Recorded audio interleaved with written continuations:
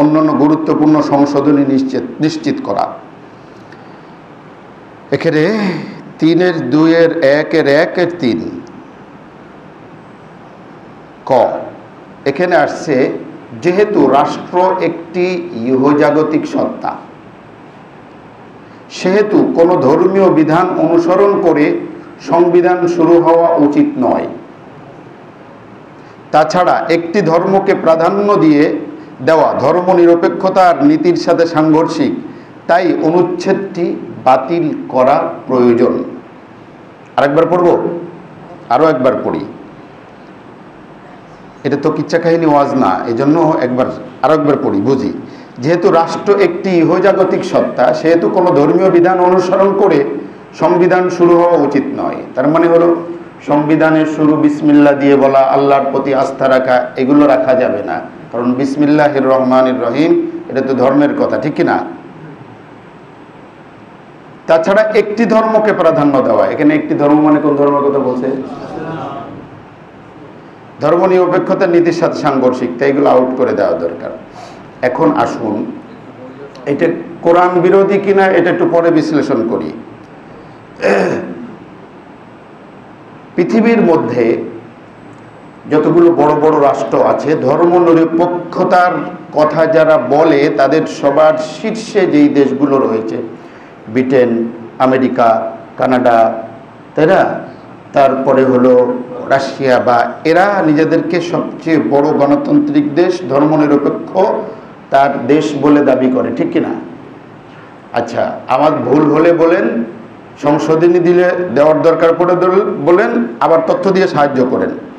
আচ্ছা, আমেরিকাতে যখন, বা কানাডা বা ইউরোপের অনেক দেশে ওরা যখন, ওকে তো ধর্মনিরপেক্ষ দেশ, ঠিক না, ওরা যখন শপথ নেয়, তো কিভাবে শপথ নেয়? বাইবেল ধরে শপথ নেয় না? কি ধরে শপথ নেয়? বাইবেল ধরে শপথ নেয়। আচ্ছা, বাইবেল তো একটা ধর্মগ্রন্থ নাকি? একটা ধর্মগ্রন্থ না? তাহলে রাষ্ট্র চালাবে এটা শপথ নেওয়ার জন্য বাইবেল ধরে শপথ কেন গ্রহণ করে?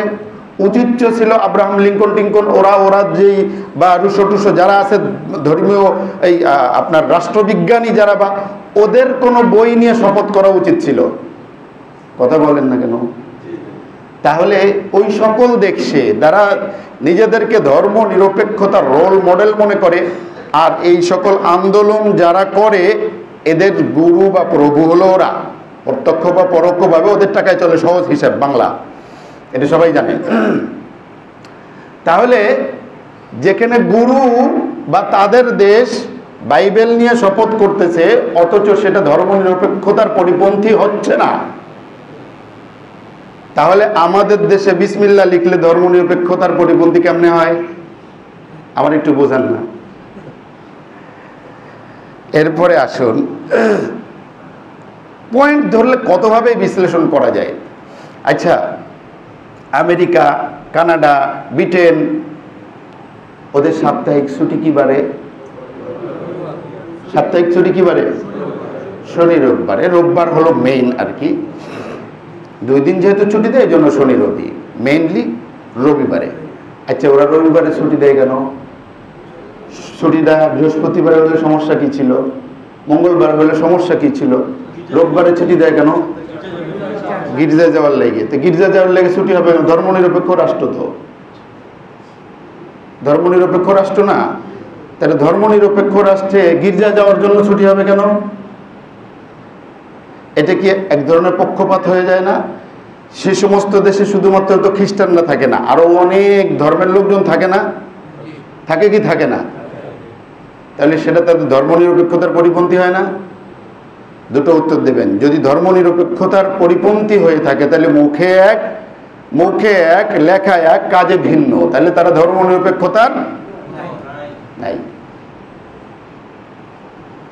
প্রিয় হাজরিন, এবার আসুন, বলছে রাষ্ট্র যেহেতু একটি ইহজাগতিক সত্তা, সেহেতু কোনো ধর্মীয় বিধান অনুসরণ করে সংবিধান শুরু হওয়া উচিত না। রাষ্ট্র ইহজাগতিক প্রতিষ্ঠান, কথা ঠিক আছে।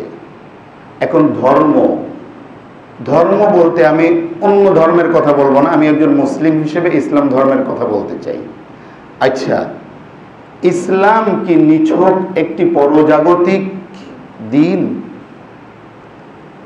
মানে বলতে চাচ্ছে রাষ্ট্র একটি ইহজাগতিক প্রতিষ্ঠান, আর ধর্ম যেহেতু পরজাগতিক কেন্দ্রিক, তাহলে পরজাগতিক বিষয়কে ইহজাগতিক ইসের সাথে যোগ করার কি দরকার, সেটা তারা বোঝাতে যাচ্ছে। এবার আসুন, ইসলাম কি নিছক শুধু পরজাগতিক কিছু পদ্ধতি, তরিকা, ইবাদত এইগুলোর কথা বলে, নাকি ইহজগতের কথা বলে? আচ্ছা, কুরআনুল কারীমের মধ্যে কি সূরা বাকারার মধ্যে এই আয়াত নেই, ও আহাল্লাল্লাহুল বাইআ ওয়া হাররামার রিবা? আল্লাহ ব্যবসাকে করেছেন হালাল, আল্লাহ কেনাবেচাকে করেছেন হালাল, আর সুদকে করেছে হারাম। ব্যবসা বাণিজ্য, সুদ, লেনদেন, এটা ইহজগতের সাথে সম্পর্ক রাখে কি রাখে না?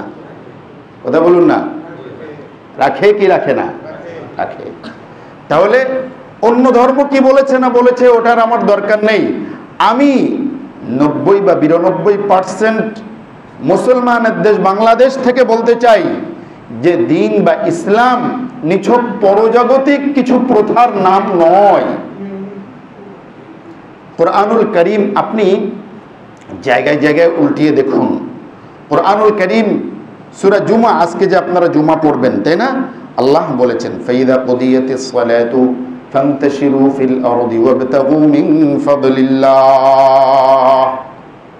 আল্লাহ বলেছেন যখন নামাজ শেষ হয়ে যায়, জুমার নামাজ শেষ হয়ে যায়, ফান্তাশিরু ফিল আরদি, জমিনের মধ্যে ছড়িয়ে পড়ো, ওয়াবতাগু মিন ফাদলিল্লাহ, আল্লাহর দেওয়া অনুগ্রহ বা রিজিকের অনুসন্ধান করো। ফজলের অর্থ হলো ফদলুল্লাহ, আল্লাহর অনুগ্রহের অর্থ হলো, ব্যাখ্যা হলো রিজিক, হালাল রিজিক। হালাল রিজিকের অনুসন্ধানে বের হয়ে যেতে বলছে। তাহলে হালাল রিজিকের অনুসন্ধান, রিজিকের অনুসন্ধান, এটা ইহজাগতিক বিষয়ে তো নাকি? কুরআনুল কারীমে আল্লাহ বলেছেন সূরা আলে ইমরানের 19 নম্বর আয়াতে আল্লাহ বলেছেন ইন্নাদ দীনা ইনদাল্লাহিল ইসলাম, নিশ্চয়ই আল্লাহর কাছে দিন হলো কি? ইসলাম। দিন মানে ধর্ম নো, অনেকে মনে করে দিন মানে ধর্ম। কুরআনুল কারীমে দিনের যতগুলো অর্থ আছে 10টা থেকে 12টা অর্থ এসেছে কুরআনুল কারীমের মধ্যে। তার একটা অর্থ হলো মালিক ইয়াউমিদ্দিন, যেমন আখিরাতের দিবস, ঠিক আছে।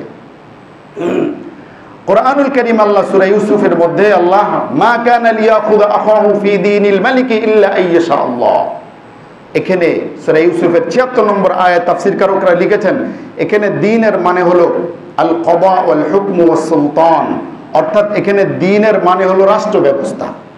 দ্বীনের মানে কি? কথা বলেন না। মা কানা, সূরা ইউসুফ কোট করে রাখেন, মা কানা লিয়াখুযা আখাহু ফি দীনিল মালিকি, এখানে দীনুল মালিকি, দীনের অর্থ হলো তাফসীরকারকরা লিখেছেন আল কবা ওয়াল হুকম ওয়াস সুলতান। কজা মানে বিচার আচার, হুকুম মানে কি? হুকুম মানে রাষ্ট্রীয় নিয়ন্ত্রণ, ওয়াস সুলতান, সুলতান মানে রাষ্ট্র। তাহলে দ্বীনকে কুরআনুল কারীমের মধ্যে রাষ্ট্র ব্যবস্থাকেও বলা হয়েছে। কথা বুঝাতে পারছি? এটা আমার কথা নাকি? আপনি নিজেও ইবনে কাসিরটা একটু উল্টায় দেখেন, ইবনে কাসির বাংলা হয়ে গেছে, আপনি একটু উল্টায় দেখেন। আমার কথা ভুল হলে আমি সংশোধন করে নিতে সর্বদা প্রস্তুত রয়েছি, কোনো সমস্যা নেই। ভুল সংশোধন করা, ভুল স্বীকার করা, কোনো দোষের কিছু নেই। বড় বড় বিজ্ঞজনেরা তারা তাদের ভুলের কথা স্বীকার করেছেন। ইমাম আবু হানিফা কত বড় একজন ব্যক্তি ছিলেন, উনি অনেক মাসআলা থেকে রুজু করেছেন। আগে বলেছেন যে না, আমার কাছে মনে হয়েছে আগেরটার তুলনায় এটাই ঠিক, অর্থাৎ আগেরটাকে রুজু করেছেন। যা হোক প্রিয় হাজরিন, তো আমি বলছিলাম যে এই কথা বলা যে রাষ্ট্র একটি ইহজাগতিক, কাজেই এখানে ধর্ম কেন আসবে? আমি বলতে চাই যে আমাদের ধর্ম তথা দ্বীন বা ইসলাম এটা শুধুমাত্র পরজাগতিক কেন্দ্রিক নয়, বরং পরজাগতিক এবং ইহজাগতিক, উভয় জাগতিক। কথা বোঝাতে পারছি না পারি নাই? প্রিয় হাজরিন, এগুলো একটা পয়েন্টে কথা বললেই তো অনেক কথা বলা যায়। আসুন, কয়টা পয়েন্ট দিয়ে বলতে পারবো জানি না, যে কয়টা পারি আর কি।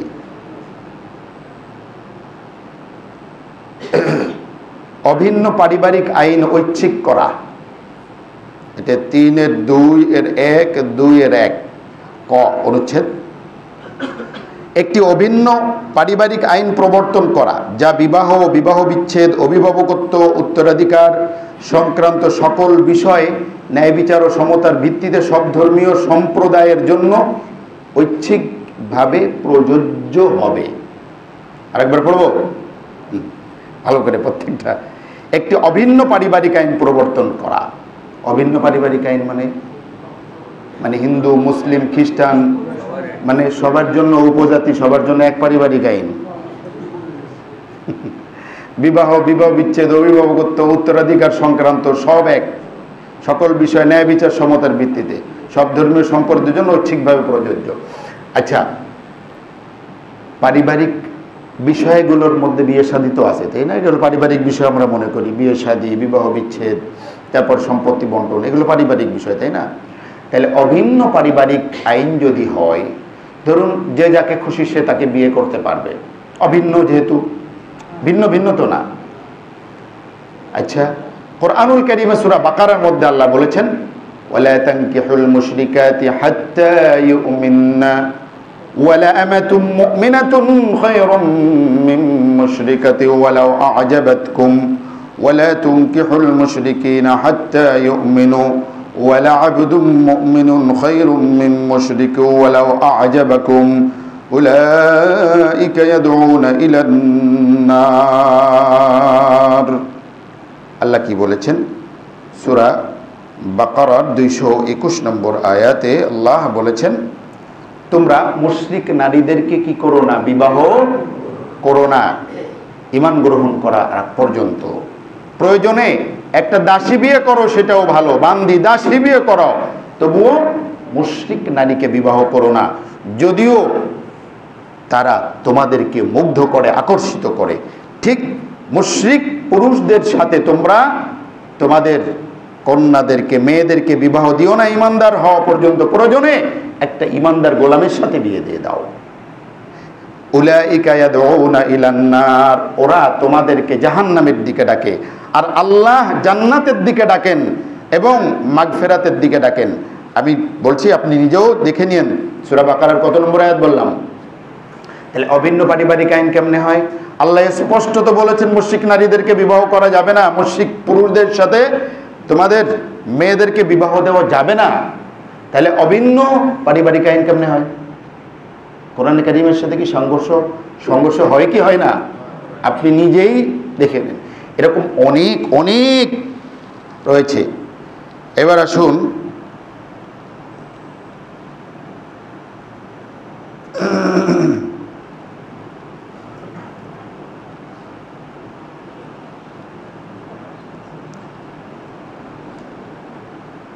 এখানে এই যে এইটা 37 নম্বর পৃষ্ঠা 3-2-1-3 যৌনকর্মীদের আইনি সুরক্ষার নিশ্চয়তা দান।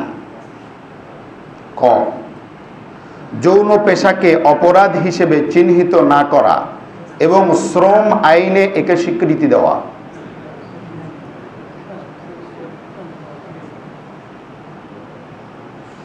যৌন পেশাকে অপরাধ হিসেবে চিহ্নিত না করা, শ্রম আইনে এখানে স্বীকৃতি দেওয়া।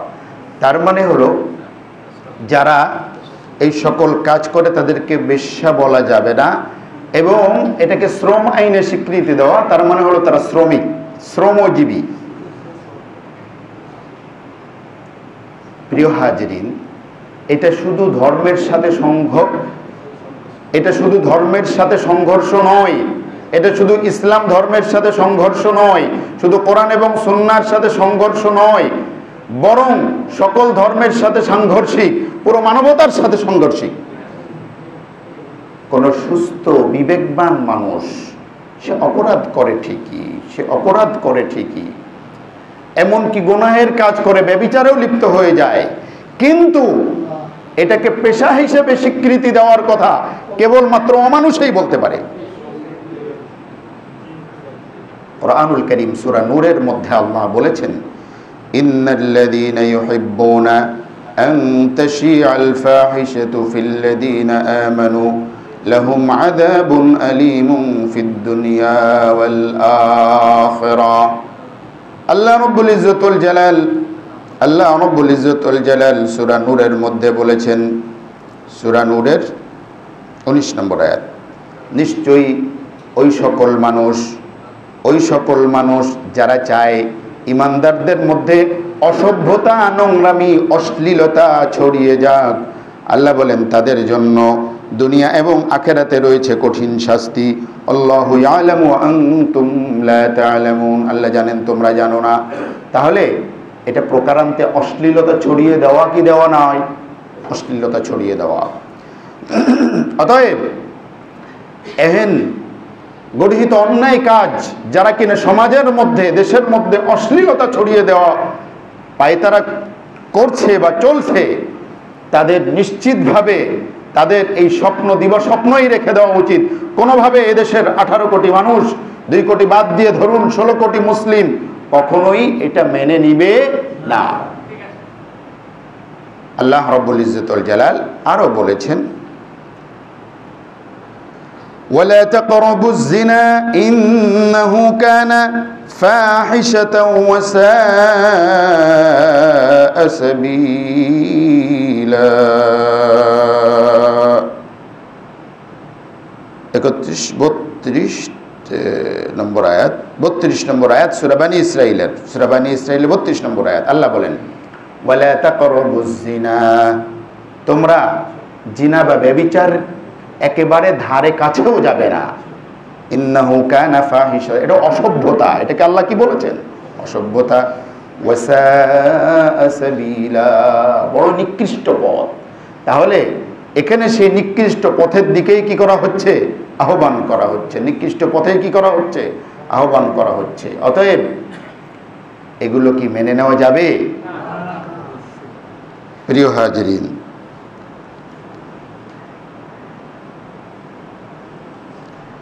এরপরে আসুন মিরাজ, বৈষম্য, বিরোধ, উত্তরাধিকারের কথার মধ্যে এখানে আসছে, কত নম্বর পয়েন্ট যেন, 41 পৃষ্ঠা, 3-2, 2-1, 11 সম্পত্তির অধিকার। ক, এখানে বলছে উত্তরাধিকার আইন সংশোধন করে নারীদের জন্য সমান উত্তরাধিকারের অধিকার নিশ্চিত করা। এতটুকুই থেমে থাকে নেই, তারপরে কি বলছে? যাতে ধর্মীয় ও নাগরিক আইনের মধ্যকার বৈষম্য দূর হয় এবং সম্পত্তির উপর নারীদের পূর্ণ অধিকার নিশ্চিত করা হয়। তাহলে ধর্মের মধ্যে যে উত্তরাধিকার বা বন্টনের কথা রয়েছে, এই উত্তরাধিকার বা বন্টন এটা বৈষম্যমূলক, ঠিক কি না? মানে এই ভাষ্য অনুযায়ী সেটা বুঝে আসে কি আসে না? হ্যাঁ, আল্লাহ রাব্বুল ইজ্জতুল জালাল কি বলেছে দেখুন, যে আয়াতটি পড়লাম, ইউসিকুমুল্লাহু ফি আওলাদিকুম লিযযাকারি মিসলু হাযযিল উনসায়াইন। সূরা নিসার দুটো আয়াতের মধ্যে উত্তরাধিকারের আইন এসেছে, 11 এবং 12 নম্বর আয়াত। আপনি নিজেও দেখে নিন। তবে এই দুটো আয়াত অত্যন্ত জটিল দুটো আয়াত, এখান থেকে আপনি শুধু তরজমা পড়ে পুরোটা উদ্ঘাটন করতে পারবেন না। তবে উত্তরাধিকার আইনের কথা এই দুটো আয়াতের মধ্যে এসেছে। কোন দুটো আয়াত?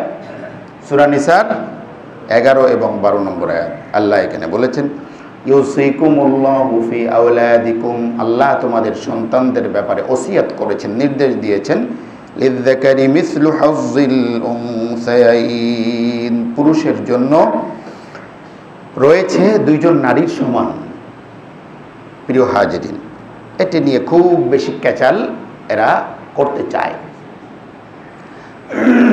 এত বেশি ব্যাখ্যা বিশ্লেষণ, যদি একটা পয়েন্ট ধরে আলোচনা করতাম তাহলে একেবারে ডিটেলস সবগুলো নিয়ে আলোচনা করতাম, মালাহা ও মা আলাইহা যেটা বলে।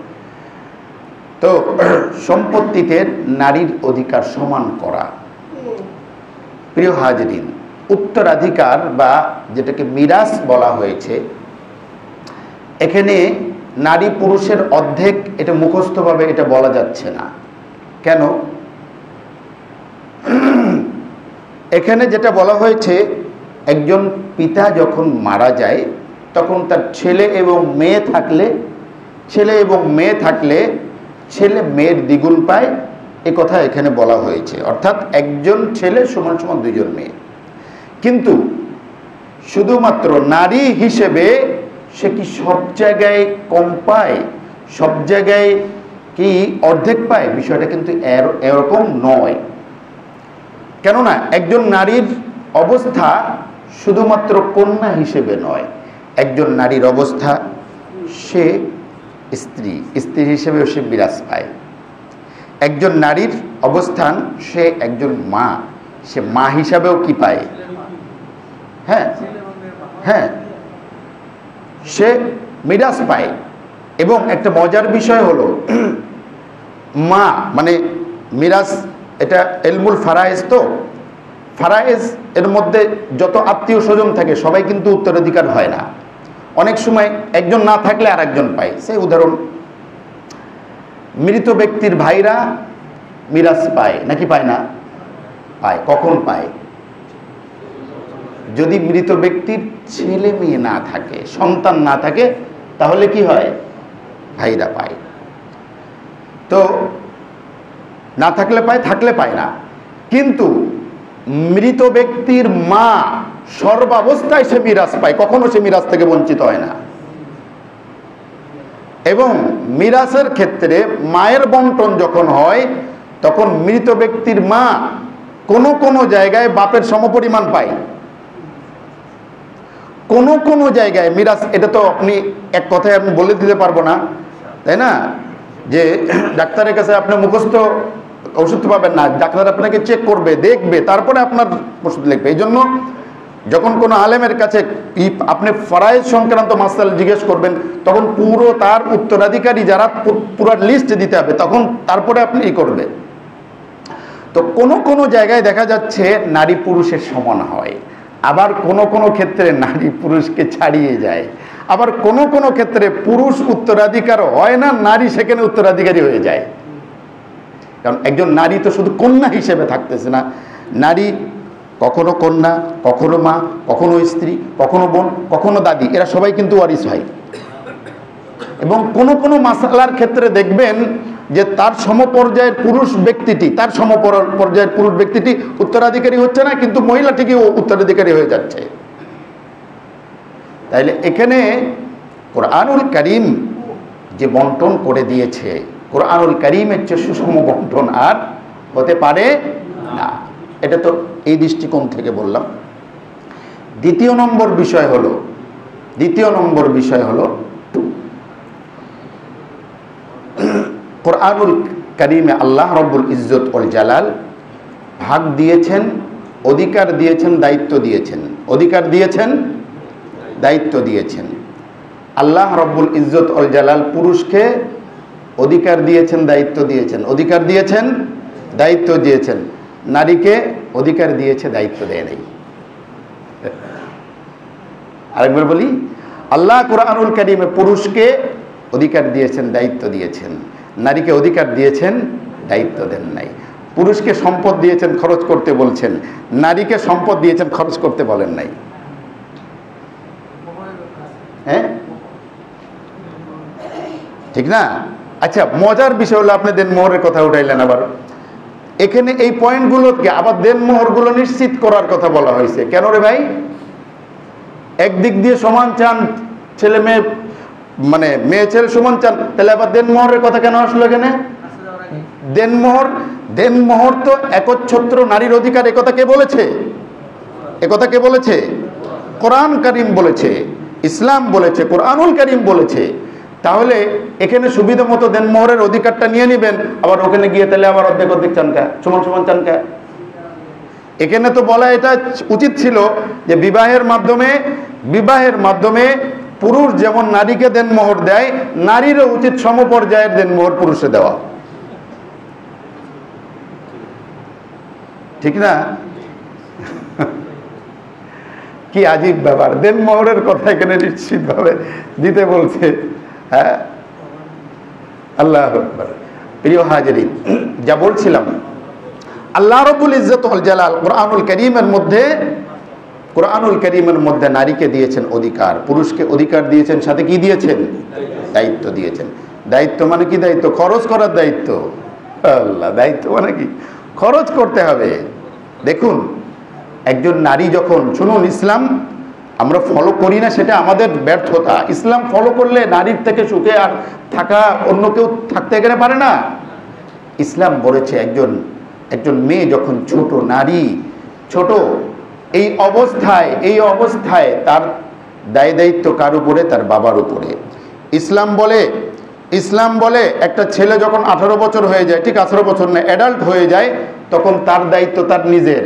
কিন্তু ইসলামে কথা বলে একজন নারী যতদিন পর্যন্ত তার বিবাহ শাদী না হয় ততদিন পর্যন্ত তার দায়িত্ব তার পিতার। এখানে ইসলাম কিন্তু বলে নাই যে ছেলে বড় হয়ে গিয়েছে, যাও নিজেরটা নিজে কামাই করে খাও, মেয়ে বড় হয়ে গিয়েছে, মেয়ে নিজেরটা নিজে কামাই করে খাও, না, সে কথা বলে না। ইসলাম বলে বাবা তাকে কামাই করে খাওয়াবে।